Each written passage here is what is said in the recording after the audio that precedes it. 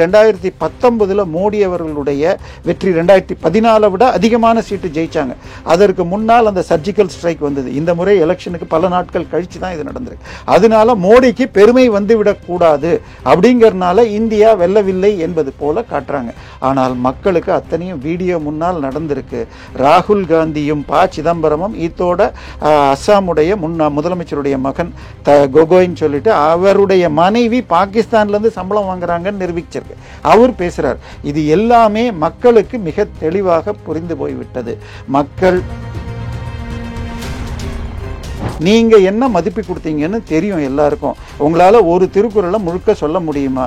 இன்மை புகுத்தி விடும்னு சொல்றதுக்கு இளமை புகுத்தி விடுன்னு சொல்லுவீங்க.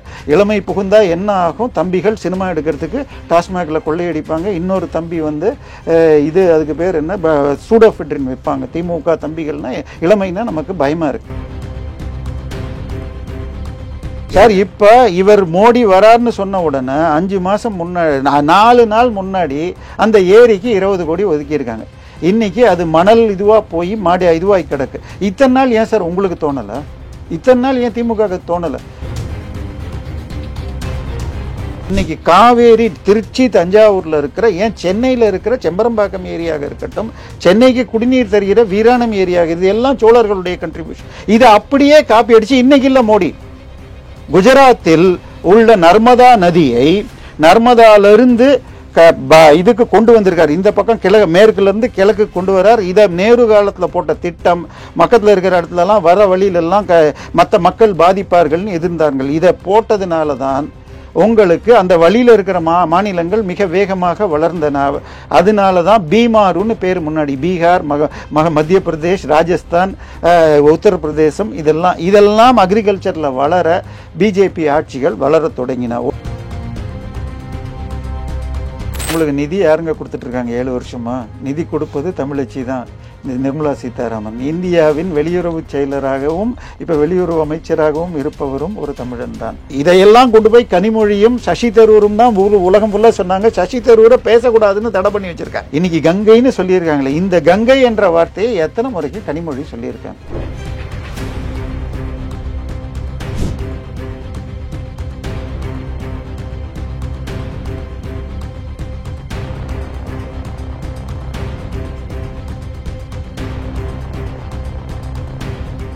ரியல் ஒன் நேயர்களுக்கு வணக்கம். இன்று நம்மளுடைய நேர்காணலுக்கு அரசியல் விமர்சகரான திரு தேவப்பிரியா அவர்கள் இணைஞ்சிருக்காங்க. சார் வணக்கம். வணக்கம்.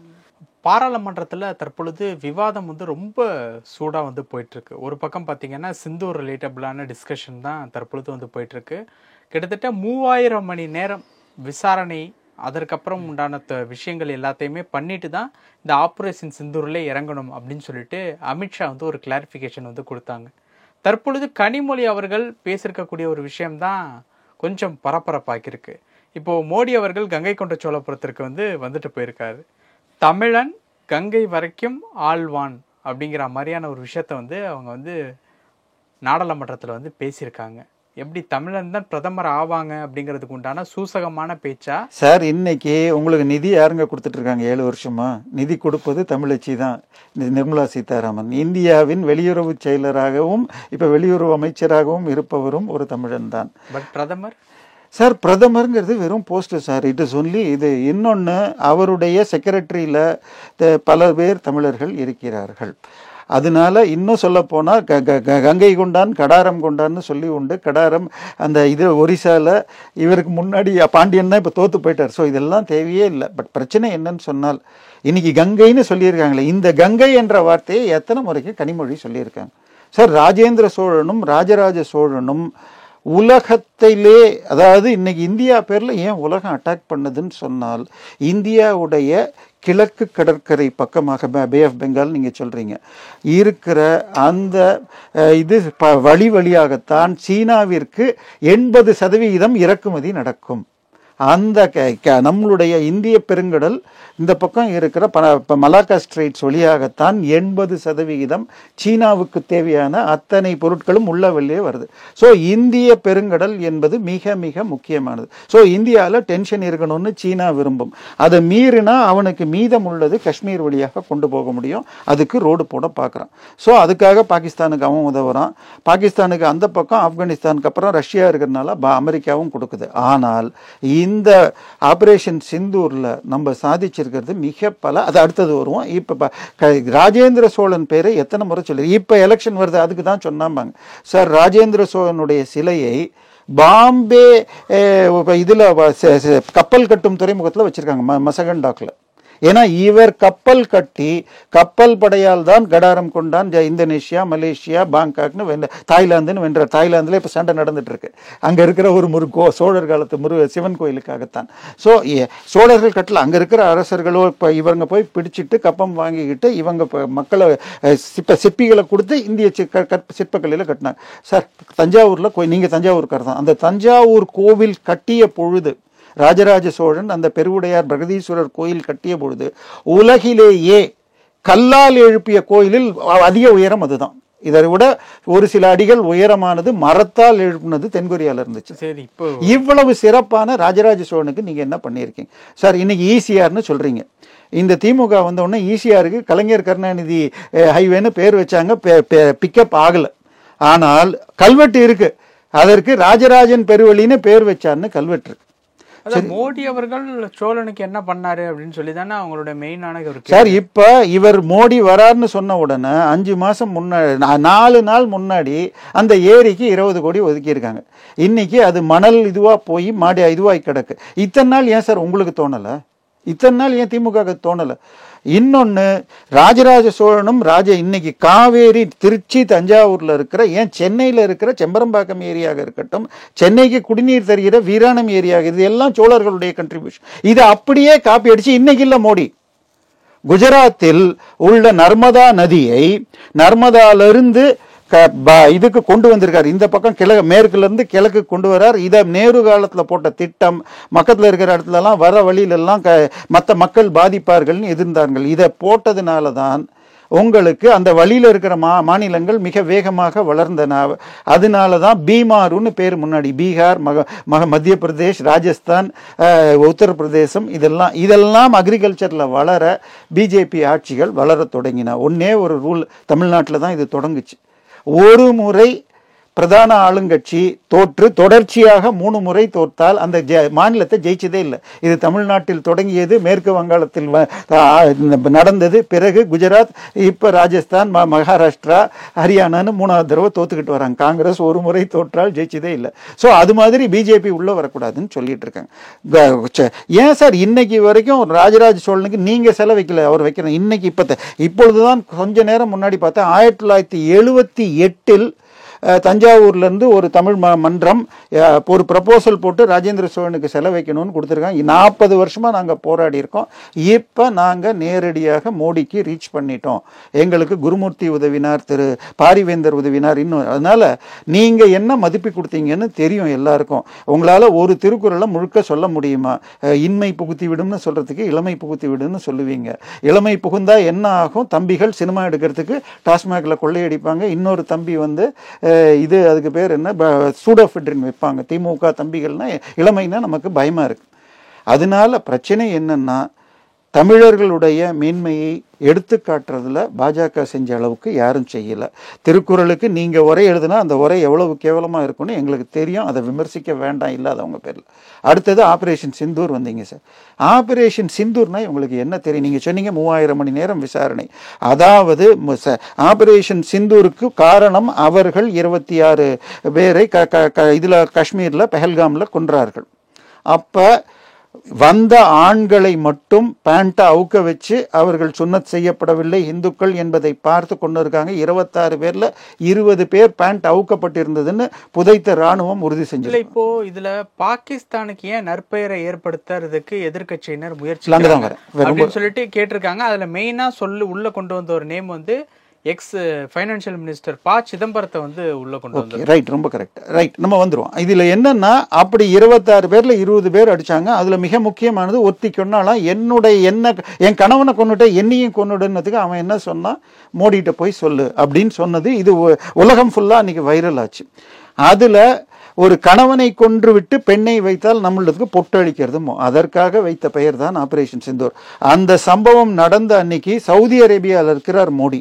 அந்த நிகழ்ச்சியை பாதியில முடிச்சுட்டு இங்க வந்துட்டு அடுத்த 45 நாட்களும் தினமும் 10 மீட்டிங் காலையில சாயங்காலம்னு சொல்லி இந்தியாவின் வெளியுறவுத்துறை அமைச்சர், வெளியுறவுத்துறை செயலர், ராணுவ அமைச்சர், முப்படைகள் தலைவர் அஜித் டோவல், இன்னும் ஒரு 6 பேரை ஒரு நாளைக்கு 2 தடவை சந்திச்சு எல்லோரையும் கோஆர்டினேட் பண்ணி ஒரு அட்டாக் பண்ணுனா அவன் திரும்பி எழுந்துக்க கூடாது, அப்படி யோசிச்சார்.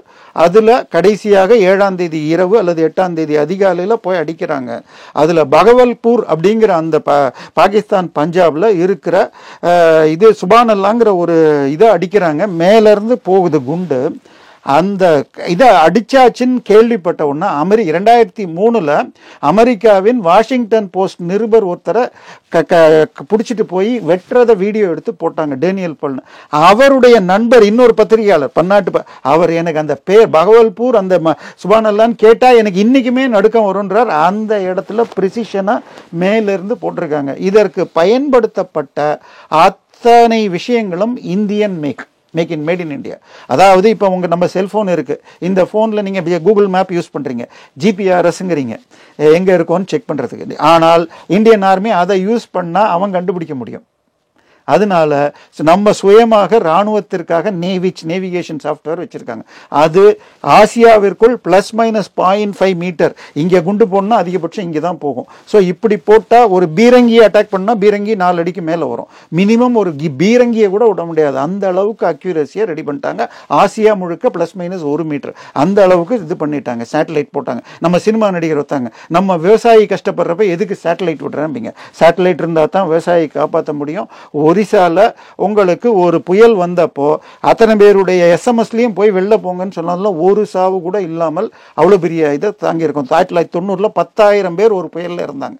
அதனால ஒன்னொன்னும் இந்தியாவுக்கு தேவை.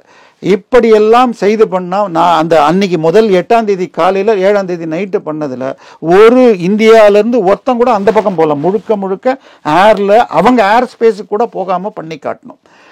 ஆனா பாகிஸ்தான்காரன் திருந்த முடியாது. அவன் என்ன பண்ணா, கீழே கிரவுண்ட் லெவல்ல 8ஆம் தேதி அட்டாக் பண்ணா, 9ஆம் தேதியும் லைட்டா பண்ணான்.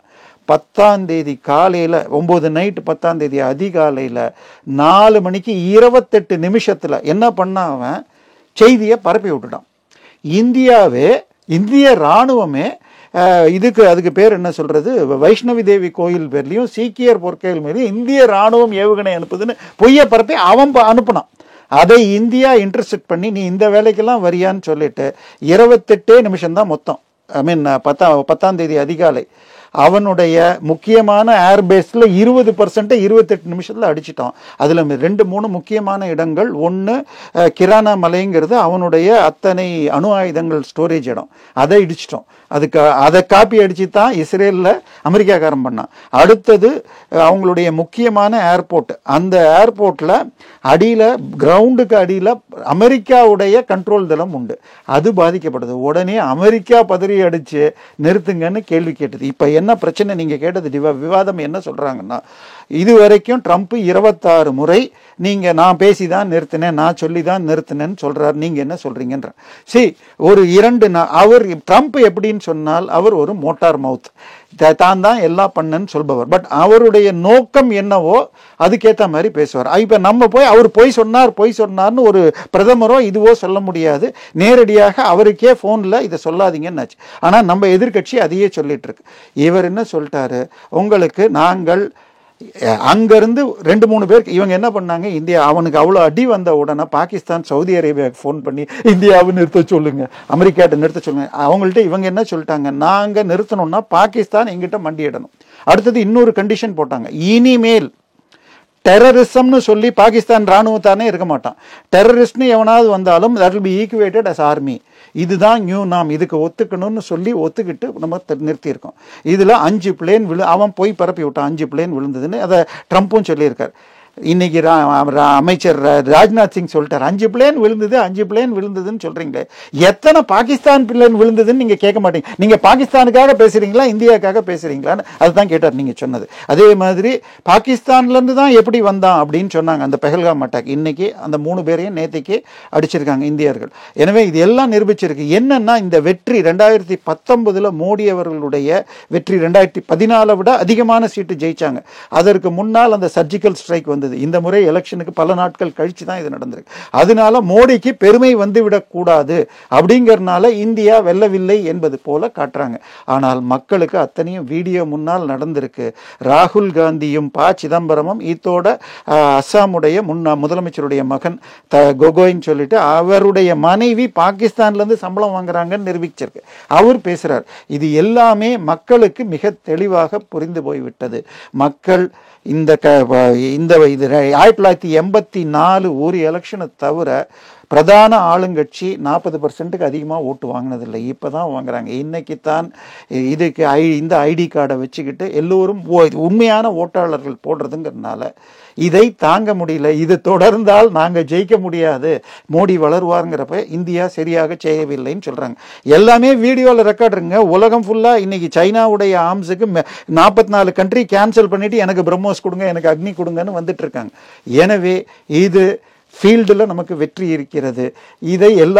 இதையெல்லாம் கொண்டு போய் கனிமொழியும் சசி தரூரும் தான் உலகம் ஃபுல்லாக சொன்னாங்க. சசி தரூரை பேசக்கூடாதுன்னு தடை பண்ணி வச்சிருக்காங்க.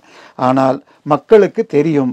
இதில் நீங்கள் 4 நாள் கூவி உங்கள் எட்டப்பம் மீடியாவில் மாத்திரம் நீங்கள் போட்டுக்கிட்டு இருக்கலாம். மக்கள் எல்லாத்தையும் நமக்கு ரயில் ஒன் மாதிரி சேனலில் பேசினா எல்லோரும் பார்ப்பார்கள். இது நிச்சயமாக மோடிக்கு இன்னொரு மைல் கல்லாக அமையும். நன்றி சார்.